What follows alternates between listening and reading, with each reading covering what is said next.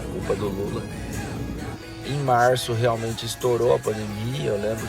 Então, se você põe dinheiro na mão deles, os projetos de lei, de leis, né, as coisas vão melhorando.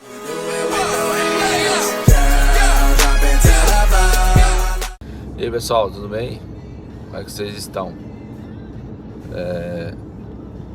Começando aqui esse canal, aonde a gente quer trazer um pouco da nossa vida, trazer um pouco da nossa realidade aqui nos Estados Unidos, onde a gente mora atualmente, mais precisamente na cidade de Orlando.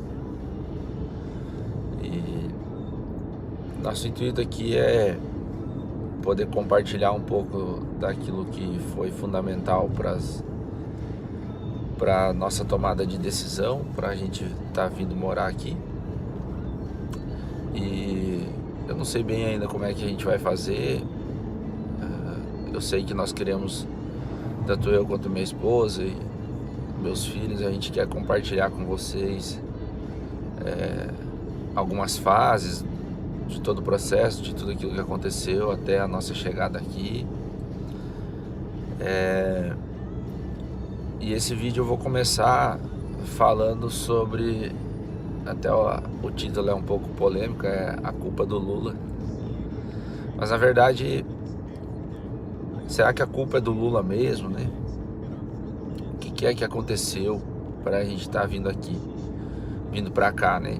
Aqui é uma quinta-feira, dia 22 de agosto. E então, hoje tá um dia nublado, tá chuviscando. E eu quero compartilhar com vocês então um pouco disso e falar um pouquinho de uma das coisas que foi motivador, né, para nós estar vindo aqui para cá. Então vamos lá, a primeira coisa, a culpa, entre aspas, não é do Lula. Em 2019, antes da pandemia, um pouquinho antes de iniciar a pandemia do Covid, vou voltar mais atrás, na verdade. Desde 2012 eu já sonhava em viver nesse lugar. Era algo meu, algo muito mais meu do que da minha esposa, por exemplo. Era esse desejo de estar morando aqui. E eu pesquisava muito, eu assistia muito vídeo, olhava muito vídeo de outros youtubers, principalmente os vídeos do Marcão, do Vlog dos 8 Rodas. Na época, se eu não me engano, ele viajava o país todo e eu ficava muito admirado, assim, muito impressionado com os lugares por onde ele passava e tal. E eu ficava pensando assim, nossa, eu quero isso pra mim, eu quero poder andar, viver assim nessa cena de filme, porque hoje aqui muitas das coisas que acontecem realmente parece que é uma cena de filme, né? Só que do meu dia a dia. E aí, então assim, eu fui cada vez mais gostando, me interessando e tentando buscar meios de entender como que eu faria para estar aqui.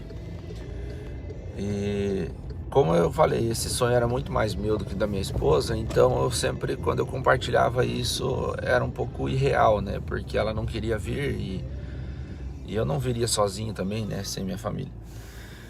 E aí, em 2018 para 2019, quando o Bolsonaro foi eleito, o mandato dele, né, que ele se elegeu presidente no Brasil, a gente tinha uma grande expectativa de que as coisas mudariam, que a economia seria boa, né, e que o país pararia de ter essas roubalheiras, essas coisas, né.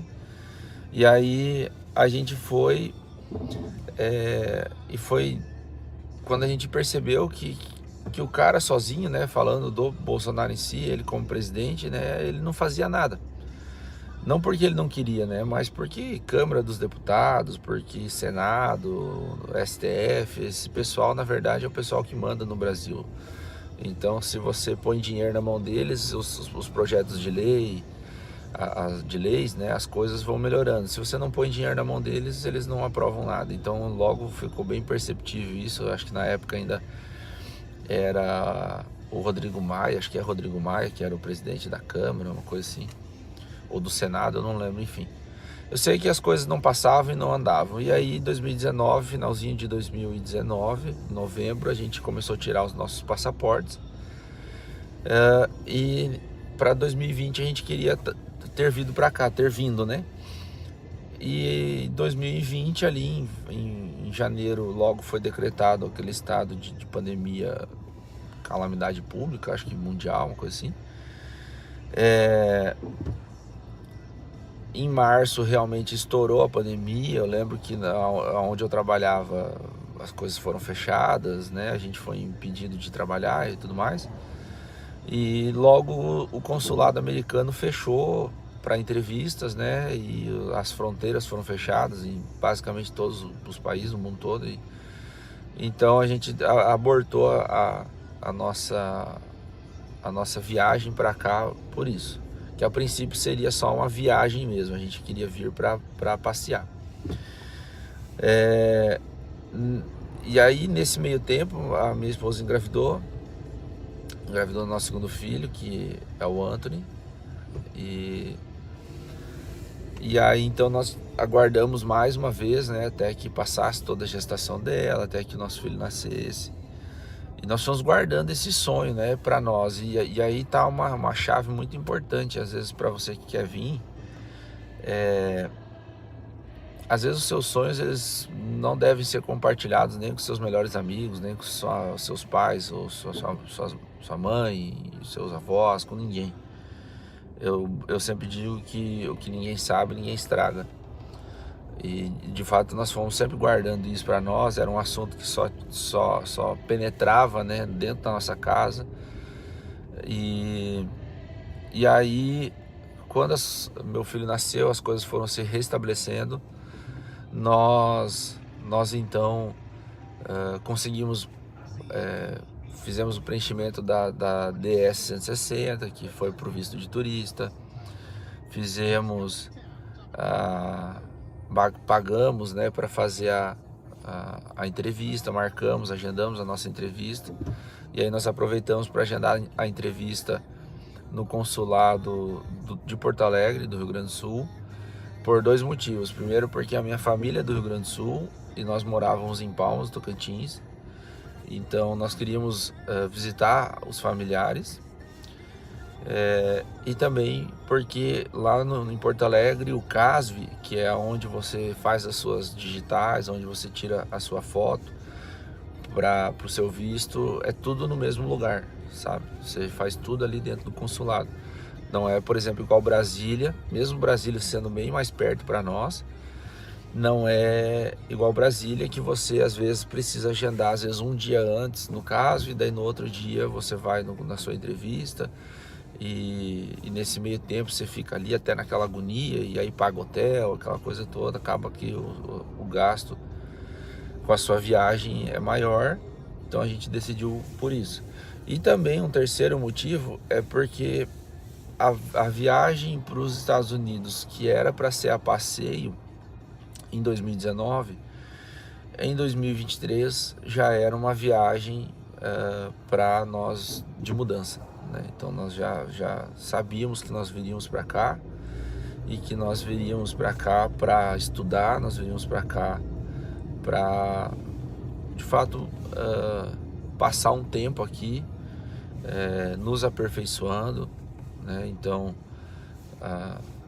nós estamos estudando hoje o nosso processo.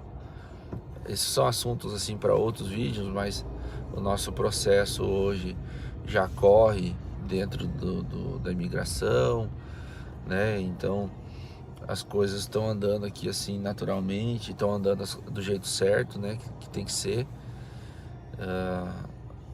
E eu jamais faria loucuras como a gente sabe que muitas pessoas fazem, que é de sair do Brasil e tentar entrar aqui pelo México e passar pelo deserto através de coiote, né? São coisas que põem aí a sua vida, ainda mais se você tem família, põe em risco, né? Então eu acho que é um preço que eu não pagaria jamais, nem financeiramente falando, e muito menos da responsabilidade de uma travessia como essa, né? Então, bom, voltando, Então a gente veio. E aí, por que a gente saiu de uma viagem que era para ser de a passeio para uma mudança definitiva, né? Assim, por um tempo.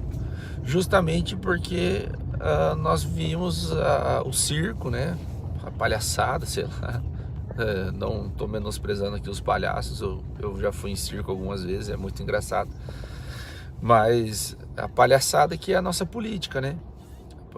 A maneira com que foi, e aí eu respeito os eleitores do PT, os eleitores do Lula, quem defende o modelo de governo deles, mas não se encaixa para mim.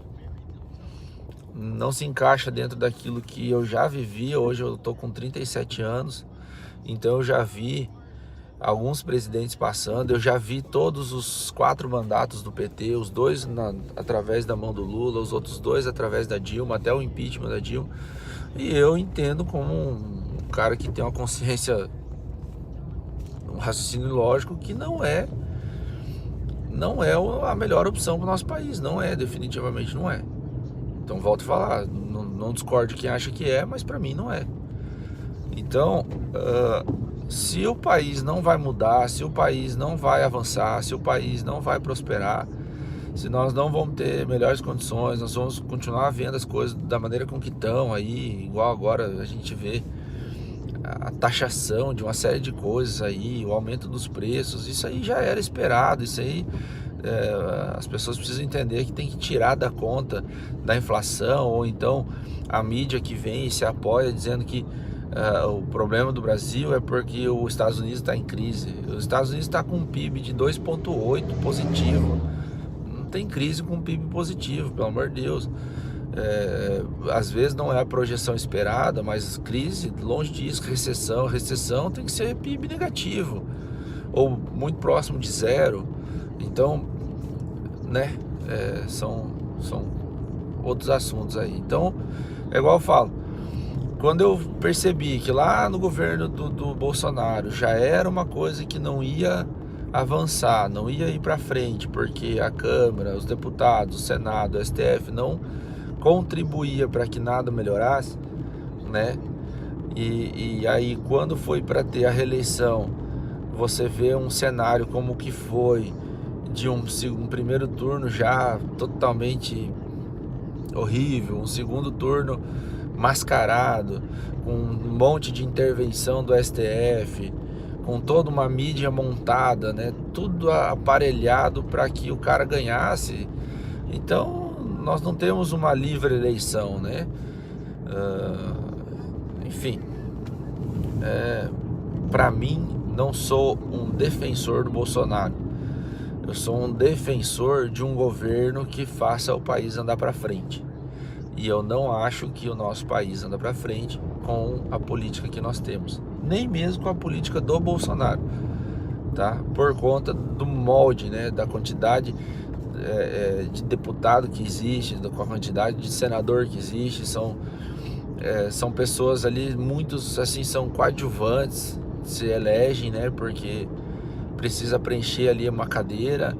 Você não vê absolutamente nada, nenhum projeto de lei, nada. O cara tá ali só, de fato, mamando do dinheiro do contribuinte, ganhando o seu salário lá no final do mês, seus auxílios todos, que a gente sabe que tem. Então, assim, se tudo aquilo que nós gastamos, tudo aquilo que nós temos que pagar de imposto, o nosso dinheiro que é tributado na fonte quando você recebe, depois mais o tributo que você tem que pagar quando você compra algo, depois mais aquilo que você paga sobre o que você tem, que é lá seu IPTU, seu IPVA, seu seguro. Então, pô, é inviável, né? Enquanto nós tivermos esse tipo de política, eu não me vejo como sendo um cidadão brasileiro que queira viver no Brasil. Essa é a grande verdade.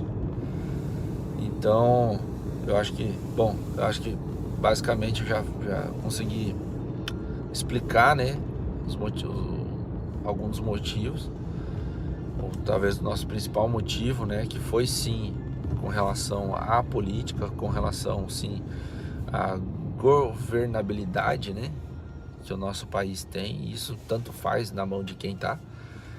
se do PT ou de outro partido, se do Bolsonaro, se do Lula, se não interessa, né? O nosso modelo de governo, a gestão do país, a forma que as coisas são feitas é uma forma falida, onde eu não vejo absolutamente nenhuma perspectiva. Imagina, se eu não vejo para mim, que já estou quase com 40 anos, e eu tenho 2 filhos, né? Então, com certeza eu quero algo melhor para eles, né? Então, é atrás disso que a gente veio. Fechou, pessoal? É isso, obrigado. Esse é talvez o primeiro, talvez o segundo, não sei qual é a sequência dos nossos vídeos exatamente. Se for o nosso primeiro vídeo e se você assistiu até aqui, eu te agradeço muito. Obviamente eu vou pedir para que você se inscreva. Eu ainda não sei quantos vídeos nós vamos postar por semana, mas eu sei que esses primeiros vídeos vão ser vídeos falando desse processo, vão ser vídeos falando depois da nossa entrevista, que eu considero que foi um dia mágico, assim, foi um dia muito legal. Claro, obviamente, porque a gente foi aprovado na primeira vez, mas com certeza, se não tivesse sido negado, a história seria outra e o sorriso não estaria no rosto, né?